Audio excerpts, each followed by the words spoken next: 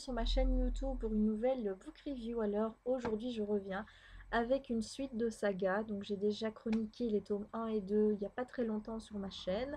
Certains avaient hâte d'avoir mon avis sur le dernier tome sorti. Ça va être chose faite dans quelques instants puisqu'aujourd'hui je vous parle de Vampire Kisses, le tome 3, Vampireville de Hélène Schreiber aux éditions Castlemore. Je suis désolée pour les reflets, j'y suis pour rien. Voilà, donc je recommande à tous ceux qui n'ont pas lu les tomes 1 et 2 de couper maintenant la vidéo afin de ne pas être spoilés. Et de revenir me voir d'ici quelques jours, d'ici quelques semaines, enfin en tout cas quand ils auront les livres. Ça, ils pourront me donner leur avis et ils ne pourront pas se plaindre d'avoir été spoilés par ma faute, puisque je les aurais prévenus. Alors, afin que vous compreniez bien l'histoire de ce tome 3, je vais revenir sur des éléments qui se sont passés dans le tome 2. Donc vraiment, si vous ne l'avez pas lu, je vous conseille vraiment d'éteindre la vidéo maintenant. On ne pourra pas dire que je vous ai pas prévenu, je vais spoiler. Clairement, je le dis, il va y avoir des spoils. Alors, dans le tome 2, qu'est-ce qui se passe? On découvre un vampire qui s'appelle Jagger, qui en fait est à la recherche d'Alexander pour se venger de lui, puisque les parents d'Alexander avaient fait une promesse à leurs parents, puisque quand il est né, il avait une sœur jumelle qui est née humaine, puisqu'il y avait dans la famille un ancêtre qui était humain. Et donc Luna, la sœur, a hérité de ce gène. Et les parents d'Alexander avaient promis qu'aux 18 ans des deux enfants, eh bien Alexander mordrait Luna et ferait d'elle sa compagne éternelle. Mais évidemment, à l'âge de 18 ans, Alexander se rend compte que lui, il ne veut pas être lié pour l'éternité à quelqu'un qu'il n'aime pas et il préfère fuir que d'honorer cette promesse. Et donc, Jagger est à sa recherche pour lui faire payer l'affront qu'il a fait à sa famille. Et à la fin du roman, Luna apparaît, vampire. Elle explique à Alexander qu'elle s'est fait transformer par un mec lambda, mais comme c'était pas en terre consacrée, donc à savoir dans un cimetière, eh bien, elle n'était pas liée à cette personne pour l'éternité et qu'elle était à la recherche d'un compagnon éternel. Et elle a mis son dévolu sur Trevor, la némésis de Raven. Donc le tome 3 en fait, eh bien c'est vraiment la course pour Raven et pour Alexander pour protéger Trevor des dents de Luna qui veut absolument lui mettre le grappin dessus. Voilà, alors y arrivera-t-elle pas? Eh bien pour le savoir mes petits cocos, il va falloir que vous lisiez le roman, tout simplement.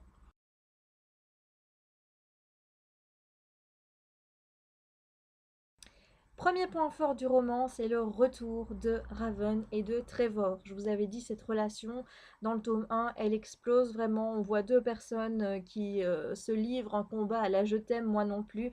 On n'arrête pas de se lancer des piques, on n'arrête pas de se chamailler, de se faire des sales tours. Tout est traité avec humour. Raven, elle répond du tac au tac à Trevor. Enfin bref, c'était juste exquis cette relation et ça m'avait beaucoup manqué dans le tome 2. Et bien voilà, dans le tome 3, quand vous commencez le roman, vous retrouvez Raven avec Trevor comme vous les avez connus dans le tome 1 et c'était juste génial. Moi j'ai adoré retrouver ces deux personnages-là, fidèles à eux-mêmes, fidèles dans leur relation, donc de je t'emmerde et tu me le rends bien. Enfin bref, c'était super et puis j'ai adoré, il y a un petit clin d'œil à un moment donné dans la chambre de Trevor, puisque Raven veut s'assurer qu'il n'est pas devenu un vampire. Donc elle va trouver là-bas une poupée vampire. Moi j'ai trouvé une poupée Dracula exactement. J'ai trouvé cette scène toute émouvante parce que ça montre bien l'intensité, on va dire, de cette relation entre les deux et savoir un petit peu quels sont les sentiments que Trevor a vis-à-vis de Raven en réalité. Je vous en dirai pas plus, je vous laisse découvrir ça. Mais moi j'ai vraiment kiffé ce début de roman avec Raven et avec deuxième point fort du roman, même si l'intrigue casse pas de trois pattes à un canard, mais ça je vous le répète depuis le début, depuis le tome 1, j'ai trouvé que l'auteur avait vraiment d'excellentes idées. Elle met vraiment ses personnages dans des situations cocasses. Vous avez Raven qui fonce toujours dans tout. Ici, vous la voyez un petit peu foncer chez l'un, chez l'autre, rentrer chez les gens sans y être autorisée. Enfin bref, moi j'ai beaucoup aimé ça. Mais il y a vraiment de très bonnes idées dans l'élaboration des intrigues, dans savoir ce qui va suivre. Et j'ai beaucoup aimé la scène finale dans le cimetière. J'ai trouvé vraiment que c'était une très bonne idée. Il y avait quand même pas mal de suspense, des petits rebondissements qu'on peut quand même prévoir, même si je suis un petit peu tombée dans le panneau. Mais bon, voulez-vous, je suis assez naïve, hein, on ne se refera pas. Donc j'ai bien aimé les idées qui étaient développées par l'auteur. Je trouve qu'elle a vraiment des bons scénarios quand il s'agit de les mettre en place. Mais vous verrez, et ça je vous le laisse pour plus tard, que malheureusement, il y a un corrélatif qui va avec ce point fort, il y a un point faible, et je vous l'expliquerai dans quelques instants. Dernier point fort que je vais aborder aujourd'hui, c'est pour parler des personnages. Bon ben, comme je vous l'ai dit, j'ai été ravie de retrouver Raven avec Trevor en particulier. Raven est toujours égale à elle-même, fidèle à son tempérament de feu, à toujours foncer dans le tas, à réfléchir après. Donc je ne vais pas encore m'apesantir sur son cas, ni sur celui d'Alexander, vous savez très bien ce que je pense de lui. Je voulais juste mettre l'accent sur le personnage de Luna, qui est un personnage qui est très complexe, qui est très difficile à cerner. On n'arrive pas à savoir si c'est quelqu'un de sympathique ou plutôt quelqu'un de maléfique. Elle peut montrer l'un un visage et puis l'autre. Et ce que j'ai beaucoup aimé, c'est comment dire, de connaître un peu ce personnage à travers son passé, savoir qu'elle était assez mal vue dans un monde de vampires en étant humaine, puisqu'elle vivait même pas aux mêmes heures que ses parents, que son frère. Donc elle explique tout ça à Raven. J'ai trouvé ça très très très touchant. Malheureusement, ça manquait un petit peu de développement ultérieur, un peu de profondeur, mais j'ai beaucoup aimé ce personnage-là. Et je voulais vous faire aussi un petit clin d'œil par rapport à un duo qui fonctionne très bien, un petit duo de petits geeks de 11 ans. Il s'agit du frère de Raven, donc il s'appelle Billy, et de son ami Henry. Alors là, je les adore, je trouve vraiment qu'ils fonctionnent très bien tous les deux. J'adore un petit peu la façon dont ils s'imposent face à Raven, ils ne se laissent pas du tout démonter, et quand elle a besoin de quelque chose, ils lui font payer le prix fort. Enfin bref, c'est deux personnages que j'aime beaucoup, qui me font beaucoup rire. Je trouve qu'il y a une bonne alchimie entre deux. Et vu le final du tome 3, je me dis qu'il pourrait avoir un rôle beaucoup plus important à jouer dans la suite. Donc j'ai hâte de lire le tome 4 juste pour retrouver ce petit duo de geeks.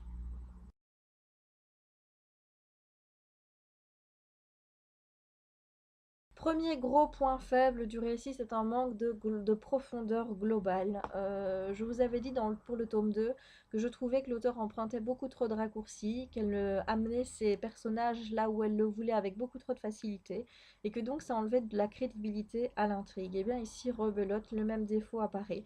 C'est que vous avez des personnages qui avancent assez vite dans une intrigue. Bon, moi j'ai beaucoup aimé le jeu de le chat et la souris entre Trevor et Raven, surtout le fait qu'elle veuille absolument se pénétrer chez lui pour voir si c'est dans sa chambre, pour voir s'il était devenu un vampire. Tout ça, ça m'a énormément plu. Et aussi le petit jeu de poursuite avec Jagger et Luna pour savoir où ils se planquaient. Tout ça a été très bien. Mais vous avez la grosse scène finale, qui est donc la grosse scène dans le cimetière, où là, il y a pas mal de rebondissements, pas mal de choses qui sont enfin dites et que j'avais pas forcément vu venir parce que, bah oui, il m'arrive encore d'être naïve, même à 13 que 30 ans. Eh bien, je trouvais que là, ça manquait globalement de profondeur parce que l'idée de base était vraiment géniale, vraiment tip top, mais j'ai trouvé que l'auteur la balayait avec trop de superficialité, que les événements s'enchaînaient trop vite et que dès lors, on n'a même pas le temps de s'extasier, de dire waouh, ça c'était une super idée, c'est vraiment génial, d'avoir le stress qui monte et bien qu'on est déjà passé à la scène suivante et que c'est fini. Donc c'est un petit peu dommage parce que ça enlève un petit peu de crédibilité. Mis à part le fait que je trouve que certains personnages manquent toujours de profondeur, comme Alexander, je trouve que même s'il fait des efforts, même si on voit qu'il s'impose un petit peu par rapport à Raven en lui imposant des choses pour sa sécurité, qui prend soin d'elle, moi j'arrive pas à m'attacher à ce personnage, je le trouve toujours aussi fade, donc il n'y a pas vraiment d'évolution. Et comme je vous le disais tout à l'heure, eh bien le personnage de Luna méritait vraiment de plus amples approfondissement parce que c'est un personnage vraiment complexe qui méritait d'avoir une plus grande place dans le roman. Donc c'est un petit peu dommage que le tout ait été traité avec superficialité. Mais donc, mis à part le gros défaut que je viens de vous mentionner, et donc certains personnages qui sont encore en deçà de ce que j'espérais, je n'ai rien d'autre à relever pour ce roman.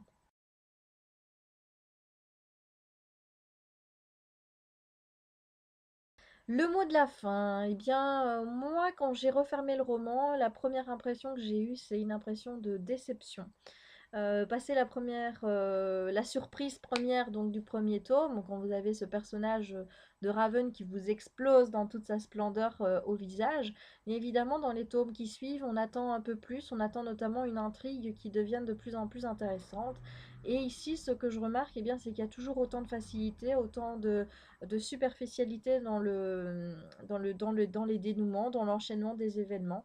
Et c'est un petit peu dommage parce que je pense que l'auteur tient vraiment une bonne saga avec d'excellentes idées, de bons personnages, mais qu'elle reste trop en surface pour pouvoir maintenir l'intérêt, en tout cas, sur tout le bouquin. Au début, moi, je vous dis, j'étais à fond dans le tome 3 et puis, hop, je suis un petit peu redescendue. Mais c'est sa force, que voulez-vous? À chaque fois, quand vous refermez aussi le bouquin, quelques pages avant, vous avez un nouvel élément qui apparaît, vous vous dites, bon ben, il va falloir que je lise le tome 4. Donc, j'ai relevé dans ma chronique que, comme Carline, j'avais cette impression, vous vous attendez vraiment le tome suivant en vous disant, oui, je veux le lire, vous le lisez, vous dites, ouais, j'ai attendu tout ça pour ça. Mais voilà, à la fin, rebelote, il y a un nouvel intérêt qui arrive, quelque chose qui vous dit, ben, la suite, je vais la lire et je la lirai dès qu'elle sort. C'est quand même fabuleux d'avoir une saga qui n'est pas forcément géniale à tout niveau, mais de pouvoir maintenir l'intérêt du lecteur sur la durée, qui puisse se dire à chaque fois quand il referme un bouquin, bon ben la suite elle sort quand parce que j'ai envie de la lire. Voilà, j'espère que cette book review vous aura éclairé. Et si vous avez lu aussi le tome 3, n'hésitez pas à me laisser un petit commentaire. N'hésitez pas à partager cette vidéo sur Facebook si vous l'avez appréciée. Moi, je vous retrouve très bientôt pour de nouvelles vidéos. Ciao!